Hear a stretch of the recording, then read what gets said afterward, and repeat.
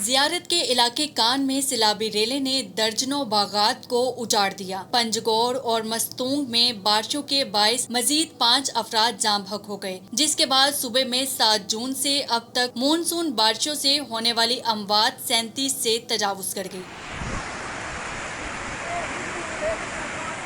گزشتہ روز سے شروع ہونے والے مونسون بارشوں کے نئے سلسلے میں سیلابی ریلوں نے باغات، کھڑی فصلوں اور شاہراہوں کو نقصان پہنچایا۔ بارشوں سے ضلع آوران جھاؤ روڈ بند ہے، جبکہ پزدار سے جھل مکسی جانے والی M8 موٹر وے شاہراہ پر بھی ٹریفک معطل ہے۔ کوہلو، سیبی، ذوب اور جھل مکسی سمیت بلوچستان کے 20 سے زائد اضلاع میں بارشوں کا نیا سلسلہ شروع ہوا ہے۔ کوئٹہ میں بھی صرف نصف گھنٹے کی بارش کے بعد نالے اور نالیاں ابل پڑیں۔ کئی گھروں میں برساتی پانی داخل ہو گیا۔ محکمہ موسمیات نے کوئٹہ سمیت صوبے کے 25 اضلاع میں 31 اگست تک مزید بارشوں کی پیش گوئی کی ہے، جبکہ NDMA نے خبردار کیا ہے کہ بارشوں سے مقامی ندی نالوں سے طغیانی اور لینڈ سلائیڈنگ کا خدشہ ہے۔ محکمہ موسمیات کے مطابق کوہلو، بارکھان، ڈیرہ بگٹی، ذوب، شیرانی، کوئٹہ، سیبی، نصیر آباد، جعفر آباد، جھل مکسی، لسبیلا